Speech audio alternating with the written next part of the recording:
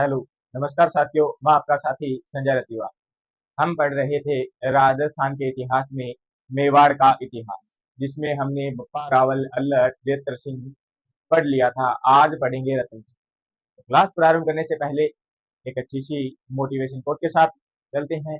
मंजिल उन्हीं को मिलती है, मंजिल उन्हीं को मिलती है जिनके सपनों में जान होती है। पंख से कुछ भी नहीं होता, पंख से कुछ भी नहीं होता, उड़ान तो हौसलों से होती है, उड़ान तो हौसलों से होती है। तो अपने हौसले को कायम रखना है और उड़ान ऊंची भरनी है, आसमान छूना है ना, गगनचुंबी। प्रारंभ करते हैं रतन सिंह से। आज का राजा है रावल रतन सिंह। लो जी, रतन सिंह का टाइम पीरियड याद करना पड़ेगा, 1302 से 1303 इस। मेवाड़ पढ़ रहे हैं। मेवाड़ के अंदर कल हमने अंतिम राजधानी पढ़ी थी, वो राजधानी बनाया था जेतर सिंह ने चित्तौड़ को। तो चित्तौड़ की घटना ही पढ़ेंगे, चित्तौड़ राजधानी है, ये राजा भी चित्तौड़ में। रतन सिंह के समय में सबसे बड़ी कोई घटना है तो वो है अलाउद्दीन खिलजी का आक्रमण। अलाउद्दीन खिलजी का आक्रमण।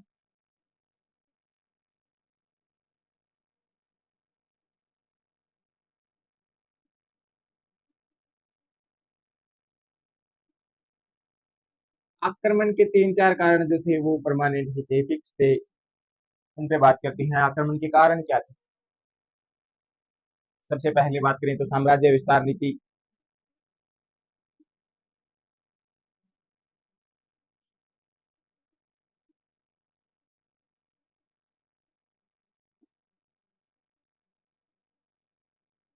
आर्थिक व्यवस्था व सामरिक महत्व।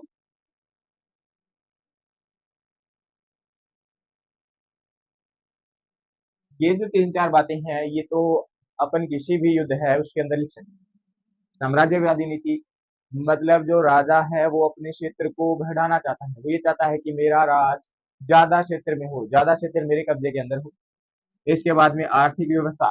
आर्थिक व्यवस्था ये है कि ज्यादा क्षेत्र को हम कब्जे के अंदर करेंगे तो ज्यादा बड़े क्षेत्र को कंट्रोल करना, और उससे जो आमदनी टैक्स कर लिया जाता था उसके लिए हम छोटे छोटे स्थानों पे एकत्रित करके उनको एकजुट करके उनका एक केंद्र बना दें,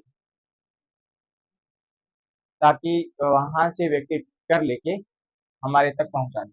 अन्यथा दिल्ली बैठा हुआ राजा, बात करें दिल्ली का सुल्तान, गुजरात पे कब्जा कर लेता है मान लिया, और बीच में इधर अपना राजस्थान पे अधिकार नहीं कर पाया। अब ये दिल्ली वाला हर महीने यहाँ पे गुजरात से कर लेने थोड़ी जाएगा, जाएगा तो एक दो बार जाएगा, बाद में गुजरात वाले भी कर देना मना कर नहीं देते। इसलिए ये दिल्ली वाले राजा के मन में ये है कि अगर राजस्थान के अंदर चित्तौड़ पे अपना अधिकार हो जाए तो इधर गुजरात नजदीक पड़ेगा और वो गुजरात से सामंत जो व्यक्ति रखेंगे वो कर लेकर आएगा और हमें देता रहेगा। ये सारी की सारी बातें सारे युद्ध में लिख सकते हैं। इनके बाद में एक घटना और मिलती है। रतन सिंह के पिताजी जब राजा थे समर सिंह, 1299 में अलाउद्दीन खिलजी गुजरात पर आक्रमण के लिए जाता है। में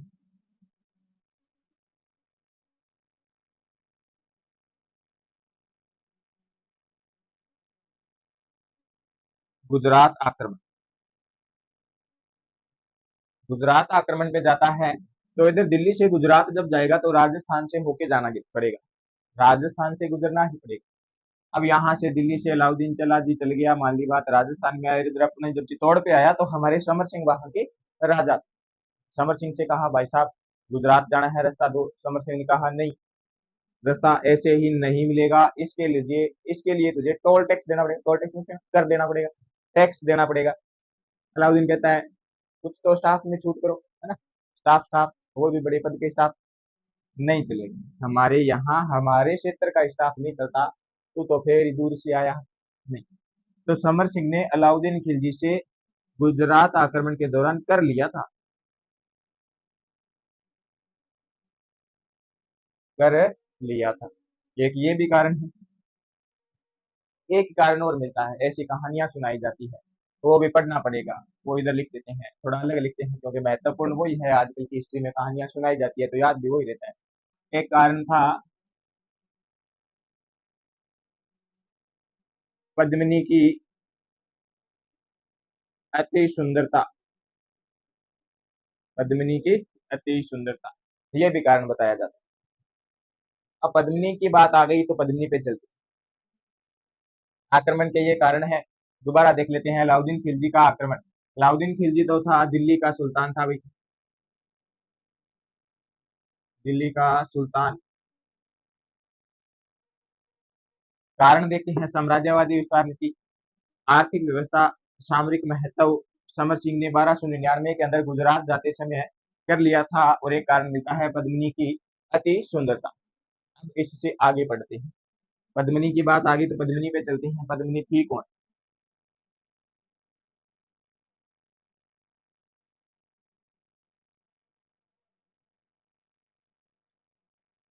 पद्मिनी जो है वो रानी है रतन सिंह की, क्वीन, है ना, रतन सिंह की बाबू, जाने मन। जाने मन की अब कहानी सुनिए, क्या वाकई में ही जाने मन है या नहीं, बाबू है या नहीं। पद्मिनी के बारे में कहा जाता है कि ये सिंहल द्वीप की राजकुमारी थी। सिंहल द्वीप की राज। पिता की बात करते हैं, पद्मिनी के पिता थे गंधर्व सेन।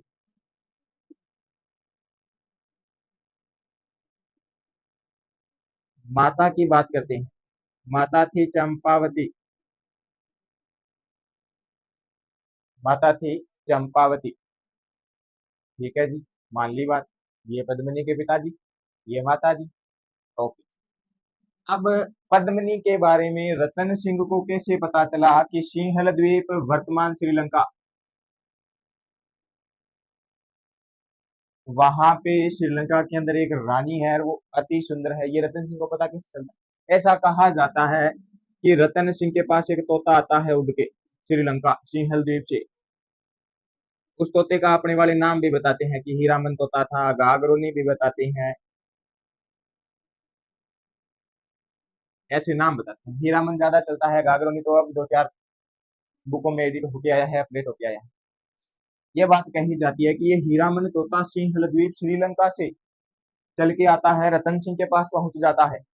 और रतन सिंह इस तोते को देखता है, इस तोते के अंदर उसे कुछ गुण दिखाई देते हैं।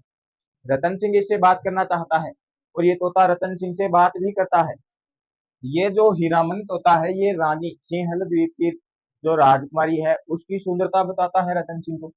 जी अति सुंदर है, इतनी सुंदर है, उससे सुंदर सिंहल द्वीप में कोई नहीं है। जब वो पानी पीती है तो यहाँ से पानी दिखता है, जब वो अंधेरे में बाहर की ओर निकलती है तो प्रकाश हो जाता है। ऐसी ऐसी बड़ी चढ़ा चढ़ा के बातें ये हीरामन तोता रतन सिंह को बता देता है। और हमारा रतन सिंह इस हीरेमन की तोतों से बातों से मोहित हो जाता है और हीरेमन तोते के साथ है सिंहल द्वीप चला जाता है। चला गया सिंहल द्वीप। ऐसा कहा जाता है कि रतन सिंह सिंहल द्वीप में 7 वर्ष तक भटकता रहा था, 7 वर्ष तक भटकता रहा था।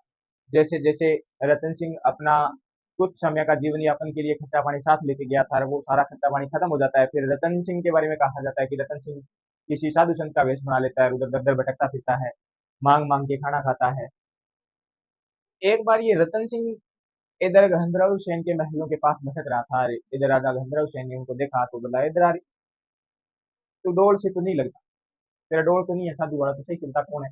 फिर रतन सिंह बताता है कि साहब बात यूं है, मेरा इधर उधर भटकने का कारण आपके महलों के अंदर है। तो गंधर्व सेन हुआ, "तू बात घुमा मत, सीधा बता क्या बात।"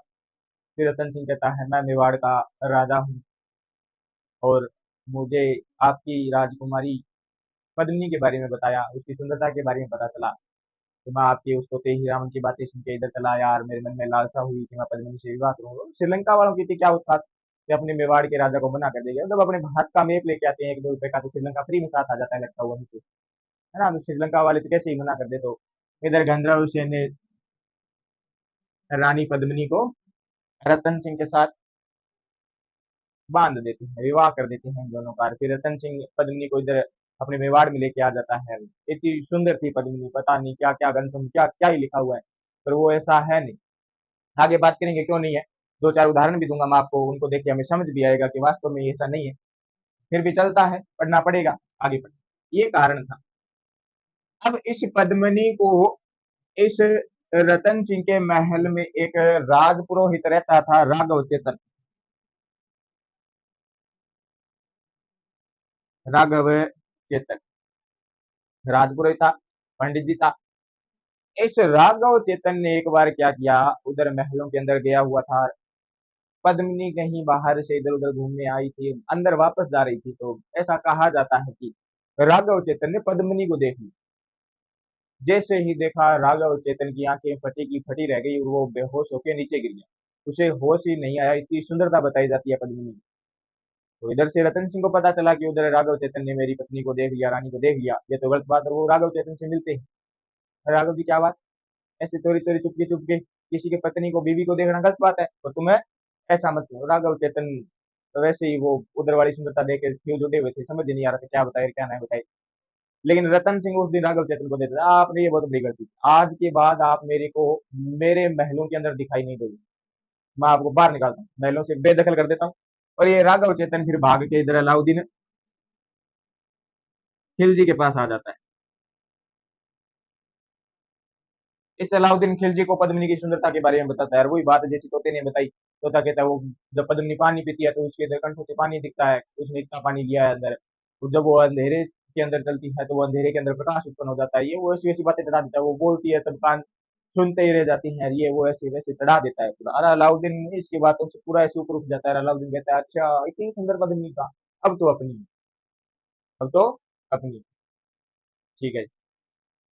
एक कारण ये भी रहता है पद्मिनी की सुंदरता। यही पढ़ते हैं, ये कारण रहता है तो इसको भी साथ में पढ़ ही लेते हैं, बाकी कारण तो पढ़नी पड़नी है, युद्ध क्यों किया।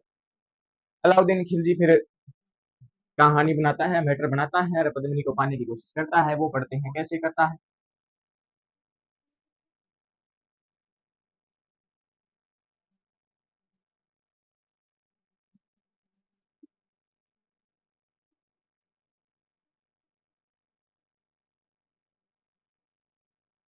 अलाउद्दीन खिलजी अपनी सारी सारी सेना लेकर चित्तौड़ किले के बाहर आकर घेरा डाल लेता है। कुछ समय तक घेरा वहीं पे पड़ा रहता है। एक बार फिर अलाउद्दीन खिलजी अंदर की ओर मैसेज दिलवाता है कि कुछ नहीं पड़ा, इन बातों में अपन संधि कर लेते हैं, मैं रतन सिंह से मिलना चाहता हूँ। रतन सिंह फिर अपने राजस्थान के राजा से गद्दार नहीं होती, ओ आजा भाई आजा। अलाउद्दीन व रतन सिंह के बीच में वार्तालाप होती है, एक एक लिख देते हैं, एक एक कीजिए ना, वार्तालाप। वार्तालाप के दौरान जब रतन सिंह बैठा होता है तो पास में से एक बड़ा सा कुंड होता है जल का, एक साइड में बड़ा सा शीशा लगा हुआ होता है। तो इस कहा जाता है कि वो पद्मिनी पानी लेके आ रही थी पीने के लिए, तो उसकी परछाई जो शीशे में पड़ी, शीशे से उस जल की कुंड में पड़ी, और वो अलाउद्दीन खिलजी उसको देख लेता है। वो उस पानी में भी इतनी सुंदर दिखाई दे रही थी कि अलाउद्दीन खिलजी के भी समझ में नहीं आया कि वाकई में इतनी सुंदर नारी मैंने आज तक नहीं देखी। वो पूरा मोहित हो जाता है पद्मिनी से। तो रतन सिंह को कहता है कि देख भाई बात सुन, बात तो ये है, मैं कोई संधि सुंधि करने दी है भाई, पद्मिनी को लेने देनी है तो दे इसको, आगे की बात आगे के देखेंगे। रतन सिंह भी अचंभे में पड़ गया कि यार क्या बात करता है तू, सीधे मुंह ही बात कर रहा है, तो मेरे महल में बैठा मेरी रानी मांग रहे हैं। रतन सिंह कहता है नहीं भाई, ऐसे नहीं होता, ये कोई और कोई चीज थोड़ी है जो एक मैं रख लूं, रख लूं, मेरी पत्नी है, बीवी है, तेरे को कैसे दे दूं मैं। समर सिंह कहता है अच्छा, तो अलाउद्दीन कहता है अच्छा नहीं देनी ना, बीवी की बात है यार, ऐसे कैसे दे दूं। अलाउद्दीन खिलजी ऐसा कहा जाता है, उठ के चलता है, बड़ा शातिर दिमाग का आदमी था। रतन सिंह को कहता है चलो फिर चलते हैं, आप मुझे कुछ दो रवानगी देके और बाद में देखेंगे, जो होगा वो देखा जाएगा। वो ऐसे महल के ऊपर बैठे थे, महल के नीचे आते हैं। अब अलाउद्दीन खिलजी रतन सिंह को बंदी बना लेता है, बंदी बना के अपने साथ ले जाता है, और बाद में अपने पास बंदी बना के रखता है। पीछे से मैसेज डलवाता है इधर चित्तौड़ की ओर कि अगर रतन सिंह आपको चाहिए तो पद्मिनी ला के दे दो, तो रतन सिंह को ले जाओ। हाँ तो ये भी सही है यार। इधर जो पद्मिनी थी हमारी, इनके साथ इधर चित्तौड़ में दो हमारे व्यक्ति आए हुए थे पद्मिनी के साथ ही, सिंहलदीप से आए थे। इनका भाई था और इनका भतीजा था गोरा व बादल। गोरा व बादल। पद्मिनी इनको बुलाती है, सारी घटना बताती है कि उधर अलाउद्दीन खिलजी का मैसेज आया है कि रतन सिंह जीवित चाहिए, तो वो पद्मिनी को लाके मुझे सौंप दे, रतन सिंह को ले जाए। पूरा बादल कहते हैं ऐसी बात है, कोई दिक्कत नहीं है। इधर पद्मिनी भी सुंदरता के साथ उतनी ही तेज बुद्धि थी, है ना, तर्क बुद्धि थी। पद्मिनी ने कहा कोई दिक्कत नहीं है, उनको बोलो पद्मिनी तो आएगी आएगी, उसके साथ में जो 1600 अन्य रानियां चित्तौड़ में आई थी ना, वो भी साथ में आई। अलाउद्दीन खिलजी बड़ा राजी होता है, एक के साथ एक दो वाला तो ऑफर सुना है, एक के साथ 1600 वाला ऑफर पहली बार आए, तो इनकार नहीं करेंगे, ले आओ, बहुत जगह इधर सैनिक वैली घूम रहे हैं, फ्री है, संभाल लेंगे एक एक को। ये बात ठीक है। अब पद्मिनी ने सारी व्यवस्था कर ली। ऐसा कहा जाता है कि जब रानी जाती है तो वो पालकी में बैठ के जाती है ना, डोली के अंदर, तो पद्मिनी अंदर बैठती है, तिहार रखती है, तो चलो डोली को उठा के ले जाने वाले वो भी सैनिक ही थे, खतरनाक सैनिक। पीछे जो 1600 डोलियां थी उनके अंदर सभी के अंदर सैनिक भर जाते हैं, हथियारों के साथ सैनिक बैठ जाते हैं, पद्मिनी जाती है। तो जैसे ही अलाउद्दीन खिलजी के पास पहुंचती है, तो थोड़ी दूर से मैसेज डलवाती है, कुछ अंतराल रहता है कि पद्मिनी की अंतिम इच्छा है कि वो रतन सिंह से मिलना चाहती है। तो अलाउद्दीन खिलजी कहता है मिलवा दो, इधर उधर कम गणे पड़े, खाली पड़े मोर्चे, मिलवा दो। पद्मिनी और रतन सिंह को मिलवाया जाता है किसी कैंप के अंदर, और पद्मिनी छाती योद्धा थी अपने आप में एक, और वो तीन चार इधर उधर बॉडीगार्ड खड़े थे रतन जी के पास में, उनको पद्मिनी तलवार से मारती है, रतन सिंह को लेकर वहां से भागाती है। और जितनी देर में अलाउद्दीन खिलजी को पता चलता है कि ये घटना हो गई, और उधर बाहर गोरा और बादल दोनों अपनी सेना को लिए तैयार खड़े थे, पूरे तैयार थे, अच्छी तरीके से कहानी बनाई अलाउद्दीन खिलजी वाले सैनिकों की। तो ऐसा कहा जाता है इस युद्ध के अंदर गोरा मारा जाता है, पर हम पढ़ते हैं कि चित्तौड़ पे आक्रमण होता है 1303 के अंदर, 25 अगस्त 1303, तब गोरा व बादल उस आक्रमण में शहीद हो जाते हैं। तो वो उधर ही पढ़ेंगे, ये जो थोड़ी ध्यान देने वाली बात है ये अपन ध्यान नहीं देते हैं, क्योंकि हमारे एग्जाम के अंदर प्रश्न ऊपर से आते हैं, इतना ज्यादा डीपली नहीं जाते कि तो ग्रंथ पढ़े उस ग्रंथ के किसी 1600-1700 नंबर पेज से प्रश्न उठाए, इतना हमारे वाले एग्जाम में वो है नहीं। सारे 1600-1700 पेज पढ़ के तो एग्जामिनर लगे हैं, कौन सा 3200-3300 पेज पढ़ के ये पेपर बनाते हैं, ऊपर ऊपर से बनाते हैं, इधर उधर की बुक उठा ली छाप दिया, कोचिंग वालों का देख लिया ये करा रहे हैं जी, ये करा रहे हैं तो ये छाप दो, ये छोड़ दो जो करा रहे हैं, वैसे ऐसे करके एग्जाम बन जाता है, हम इधर उधर देखते रहते हैं। और मैटर पढ़ो तो जिसके साथ कंबाइन होता हो, संबंधित रखता हो, तो वो सारी चीजें पढ़नी चाहिए। ज्यादा समय नहीं लगता है, एग्जाम के अंदर सिलेबस जारी होता है, तो अगर अपन सिलेबस जारी होते ही पढ़ना प्रारंभ कर दें, या नोटिफिकेशन निकलने से हमको पता चल जाता है कि अब नोटिफिकेशन निकलेगा, तो उस समय ही तारीख प्रारंभ कर दे, एक दिन में एक टॉपिक पढ़े तो कोई ज्यादा नहीं है। मैं ये मानता हूँ कि अपन को 2-4 महीने का समय मिलता है एग्जाम से पहले, तो उन 2-4 महीनों में अगर अपने एक दिन में पूरी अच्छे तरीके से एक टॉपिक तैयार करते हैं, तो अपन 2-4 महीने में पूरा सिलेबस अच्छे तरीके से पढ़ लेते हैं, अपन कोई सिलेक्ट होने से नहीं रोक पाता। तो यही बात है कि वो उधर ऊपर ऊपर से पूछता है, तो इधर ध्यान रखेंगे, उधर चित्तौड़गढ़ के आक्रमण में पढ़ने। अब भाई क्या होता है, इधर रतन सिंह को ले आते हैं, गोरा बादल भी आ जाता है, पद्मनी भी आ जाता है, अलाउद्दीन आता है, तो बड़े गुस्से से लाल पीला हुआ हुआ, बस इस बार चित्तौड़ पे आक्रमण करना है, बस खत्म कर देना है सब। पद्मिनी तो अपनी ही, जैसे ही रतन सिंह को पता चलता है, चित्तौड़ के किले के बारे में कहा जाता है, काफी ऊंची ऊंची दीवारें हैं, उसने किले के दरवाजे बंद करवा दिए, बाहर पड़ा रहेगा इधर उधर पहाड़ियों में, बाद में देखेंगे क्या होता है, 7-8 महीने बाद चला जाएगा। लेकिन अलाउद्दीन खिलजी इस बार क्रोधित था, पूरा क्रोधित था, लाल खुलता। मान ली बात, अलाउद्दीन खिलजी 7-8 महीने तक घेरा डाले रहता है, उधर चित्तौड़गढ़ दुर्ग के अंदर खाने पीने का अनाज जो है वो खत्म होने लग जाता है, उसकी भी तंगी आ जाती है, फिर राजा को पता चल जाता है कि अब तो दरबार खोलना ही पड़ेगा, युद्ध लड़ना पड़ेगा, अंतिम समय आ गया है, वरना अंदर किले के अंदर लोग त्राहिमाम त्राहिमाम भूख से मर जाएंगे, छोटे छोटे बच्चे दूध के लिए चिल्ला रहे हैं ये मर जाएंगे, पानी के लिए चिल्ला रहे हैं ये मरेंगे, इससे अच्छा है तो अपन युद्ध करके ही मरे, बिना युद्ध के क्यों मरे, नाम तो होगा कि हाँ वो हमारे फलाने वाले दादाजी वो ऐसे ऐसे युद्ध किया और वो मर गए, शहीद हो गए ना। तो ये वाली बात करते हैं। अलाउद्दीन खिलजी जैसे ही किले के दरवाजे खुलते हैं, इससे पहले हमारे वाले राजाओं का एक वो थोड़ा सा सिस्टम था कि इनको पता था कि युद्ध में या तो मारे जाएंगे या जीत के ही है, या तो मारे जाएंगे। पर इन हमारे वाले रतन सिंह को इनको पहले से ही पता था कि उधर अलाउद्दीन खिलजी 30,000 सेना लिए बैठा हुआ है, अपने पास 3,000 सैनिक है, तो जीत तो हम पाएंगे नहीं, पर जितना उसके आगे वाली सेना को नुकसान पहुंचा देंगे, जितने सैनिक मारे जाएंगे उतने कम है, तो ये वो उधर सैनिकों को मारने का लक्ष्य बनाते थे। अलाउद्दीन खिलजी और रतन सिंह के बीच में युद्ध होता है, लेकिन इससे पहले जो घटना होती है दुर्ग के अंदर उसे कहते हैं साका। अब साके में होता है जी दो चीज, जौहर, एक होता है जी केसरिया। अब ये देखते हैं, जौहर करती है जी महिलाएं, और ये करते हैं जी पुरुष। अब इस जौहर की बात करें, इसमें विवाहित महिला ही जौहर करेगी, न कि जो कुंवारी कन्या है जिसका विवाह नहीं हुआ है वो जौहर नहीं करती। उसको युद्ध होने से पहले ही ननिहाल वगैरह या बुआ जी के पास या इधर उधर रिश्तेदार के पास दुर्ग से बाहर निकाल दिया जाता है। तो ऐसी घटनाएं देखने को मिलती है, आगे हिस्ट्री में पढ़ेंगे भी, कुछ हमारी भी जाएंगी वो भी पढ़ेंगे। इधर केसरिया जो करते हैं वो पुरुष करते हैं, चाहे कुंवारा है चाहे ब्याह है ना, सारे इधर केसरी केसरिया करने का मतलब है कि युद्ध में उतरने से पहले केसरी रंग के कपड़े पहनते हैं, वो केसरी रंग के कपड़े धारण करके युद्ध लड़ते हैं, इनका फिर मकसद रहता है कि सामने वाली सेना को नुकसान पहुंचाना है। तो इधर जौहर होता है, जौहर के अंदर पद्मिनी व इसके साथ 1600 अन्य रानियां शहीद होती है। जो इसके साथ में आई थी 16 अन्य रानियां, वो सारी की सारी जौहर कर लेती है। इधर रतन सिंह गोरा बादल और वह ये होते हैं।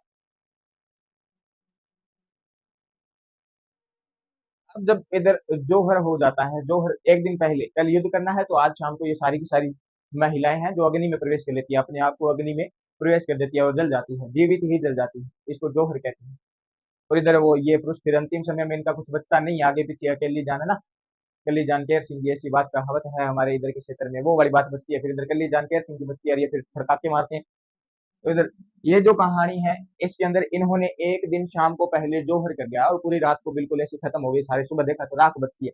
और इधर वाले हमारे रतन सिंह गोरा बादल व सैनिकों ने सुबह उठते ही किले के दरवाजे खोले, दरवाजे खोलते ही सामने वाली सेना पे इतना हार के पड़े कि उस सेना को इतना नुकसान पहुंचाया। 3,000 सैनिक थे, आधे से ज्यादा सैनिक ले डूबे उनकी, लेकिन वो 30,000 सैनिक थे कहाँ हमारे वाले 3,000 सैनिक उनके आगे टिक पाते।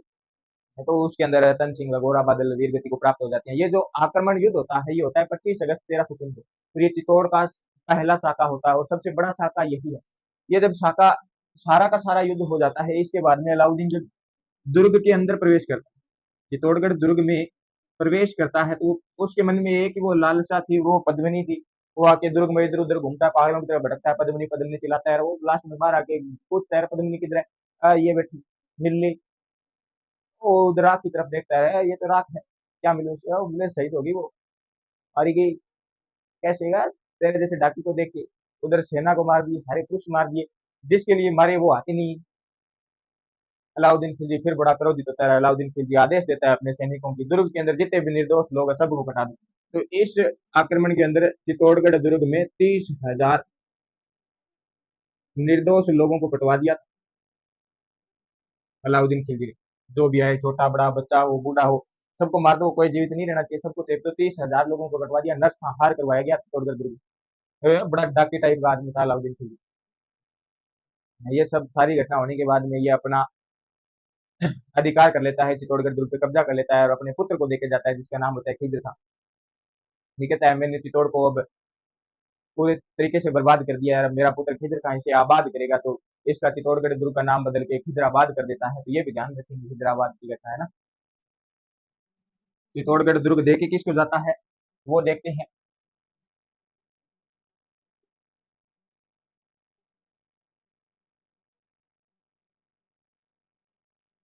खिज्र खां को देके ये जाता है दुर्ग और नाम बदल के कर देता है खिजराबाद। किधर लगेगा खिजराबाद,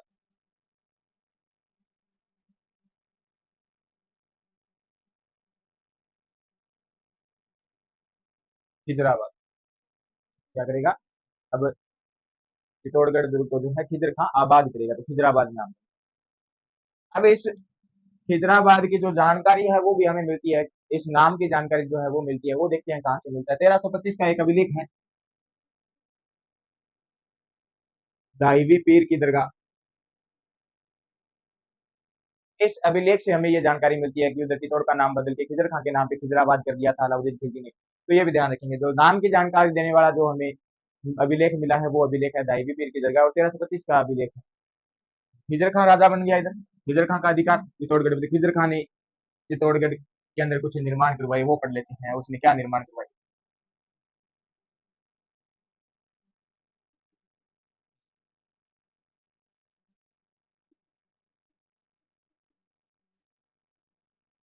खिजर खां निर्माण, तो उधर गंभीरी नदी बहती है और उस गंभीरी नदी पे एक पुल का निर्माण करवाया इस खिजर खां ने, वो भी पढ़ लेते हैं।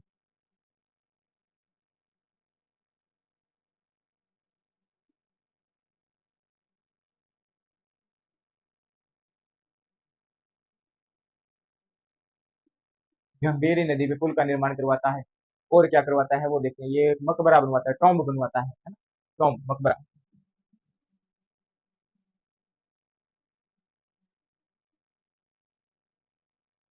मकबरा बनवाता है और उस पे लिखवाता है फारसी भाषा के अंदर, अभिलेख लिखवाता है फारसी भाषा में।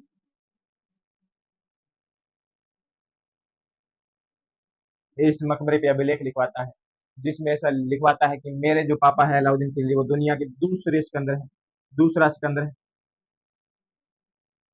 अपने आप को दूसरा सिकंदर बताता है ये अपने पिताजी को, कि उन्होंने पूरा दुनिया को जीत लिया है, दुनिया पे उन्होंने अपना अधिकार कर लिया। तो वो दूसरे सिकंदर है, एक जो पहले सिकंदर था उसने जीता, और ये दूसरा सिकंदर जो अलाउद्दीन खिलजी को बता रहा है, इसके बारे में बताता है कि मेरे पिताजी ईश्वर की छाया है।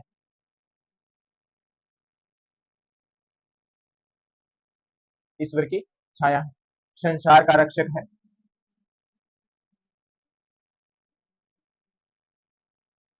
संसार का रक्षक, ये बातें ये देता हूँ बनवाता तो। फिर ये कुछ समय बाद 7-8 साल तक रहता है, 9 साल तक रहता है, ऐसा कहा जाता है, 8-9 साल तक, 9 वर्ष तक इधर चित्तौड़गढ़ में रहता है। और बाद में फिर ये अपने पिताजी के पास मैसेज करके आता है, पिताजी अब बहुत टाइम हो गया, इधर मन नहीं लगता है, वापस आना है उधर दिल्ली की तरफ। अलाउद्दीन खिलजी कहता है तू रुक, 1-2 दिन में बंदा भेजता हूँ, तू आ जा। फिर ये खिजरा बाद जो है, ये खिजर खां के बाद में एक व्यक्ति है मालदेव सोनगरा। मालदेव सोनगरा वीरम देव और कान्हा देव पढ़ते हैं, उसमें हम पढ़ते हैं कि वो भी सोनगरा थे। ये कान्हा देव सोनगरा का भाई था मालदेव सोनगरा।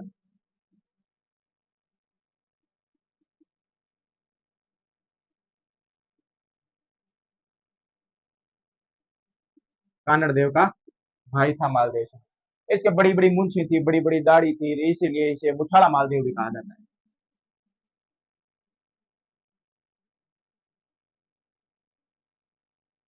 मुछाड़ा मालदेव भी था। ये इधर मुछाड़ा मालदेव इसको भी देता है। जब इन्होंने अलाउद्दीन खिलजी ने चित्तौड़ जीता, जालोर जीता, इससे पहले इससे बात करती है अपन 1311 की बात करते हैं कि अलाउद्दीन खिलजी जालोर पे आक्रमण करता है, जालोर पे अधिकार कर लेता है। तब उस समय वहां पे कानड़ देव वीरम देव थे, इन दोनों को हरा देता है, ये युद्ध में मारे जाते हैं कानड़ देव वीरम देव। चित्तौड़ का जालोर पे अधिकार हो जाता है अलाउद्दीन खिलजी का। ये मुछाड़ा मालदेव है, ये पहले ऐसे कहते हैं कि ये पहले अलाउद्दीन खिलजी के साथ मिल गया था, विभीषण था। तो ये जालोर लेना चाहता है, इसे जालोर तो नहीं देते, इधर वो मालदेव सोनगरा को चित्तौड़ दे देते हैं, तेरे को जालोर तो नहीं मिलेगा, तेरे को तो रहना ही है, तो उधर चित्तौड़ में जाके रह। तो मालदेव इधर आ जाता है।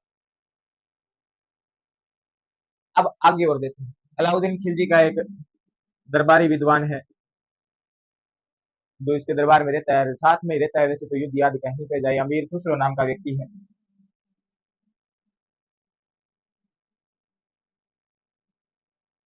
ये एक अपनी बुक लिखता है, खजाइन उल फतू।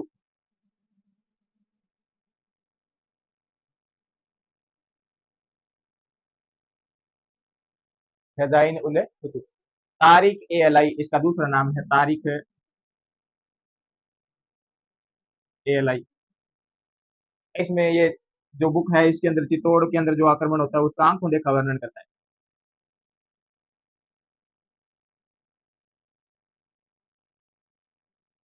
आंखों देखा वर्णन, अमीर खुसरो।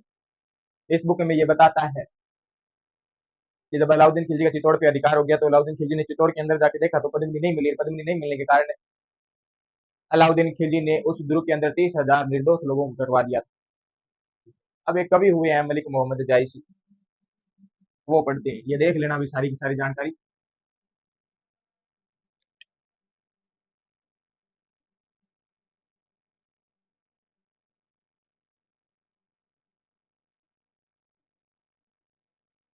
मलिक मोहम्मद जायसी कवि हुए हैं, ये जौनपुर यूपी के थे।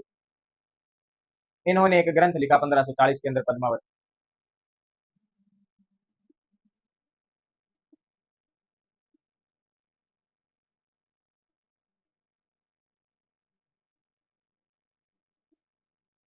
पद्मावत, ये इस ग्रंथ के अंदर वैसे ही बात बताते हैं जैसे मैंने आपको स्टोरी सुनाई, वो सारी की सारी बातें इसी ग्रंथ के अंदर लिखी जाती है। इस ग्रंथ को लिखने के बाद में इन्होंने ये भी कहा है, ये कोई किसी इतिहास से संबंधित नहीं है, ये ओनली मनोरंजन ग्रंथ है। लेकिन फिर भी हमारे वालों ने इस ग्रंथ को पढ़ा, और ऐसी कहानियां चल गई जो हमें आज पढ़नी पड़ती है, ऐसे प्रश्न आ रहे हैं, किसी ने आगे ध्यान नहीं दिया, किसी की हिम्मत ही नहीं पड़ी कि वो इस ग्रंथ को पढ़ ले। पर अब हमें ये याद करना पड़ रहा है, ये अवधि भाषा के अंदर ग्रंथ है, ध्यान रखना इसकी भाषा अवधि भाषा। इस जो ग्रंथ के अंदर जो कहानी लिखी हुई है वो सबने स्वीकार की, श्यामल दास ने, जेम्स टोड ने, लेकिन सूर्यमल मिशन स्वीकार नहीं करते। सूर्यमल जो मिशन है वो इस पद्मावत की कहानी है वो स्वीकार नहीं करते।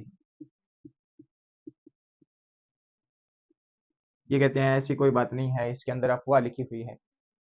ये ग्रंथ भी बताता है पद्मावती को सिंहल द्वीप की राजकुमारी। लेकिन कुछ हमारे राजस्थानी कवि हुए हैं, राजस्थानी कवि,